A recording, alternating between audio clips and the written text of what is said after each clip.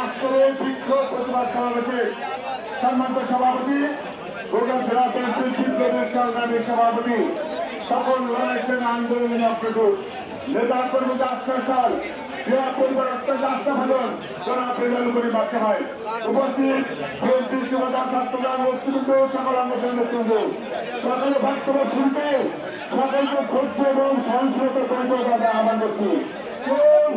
কেউ অনুষ্ঠানমূলক কেউ কর্মকাণ্ডের সঙ্গে যাবেন না। আমরা এই অনুষ্ঠানমূলক কর্মকাণ্ডকে পরিত্যাগ করার জন্য সবাইকে অনুরোধ করছি, সবাইকে শান্ত থাকার অনুরোধ করছি। প্রিয় ভাই আমার, আমরা এই কথা বলতে চাই, যারা বিনা উস্কানিতে বিনা কারণে এই ছাত্রদের পুরো আন্দোলনকে বিএনপি অফিস খুলে দিয়ে বিএনপির লক্ষ লক্ষ নেতা কর্মীদের প্রাণে তারা আঘাত করেছে।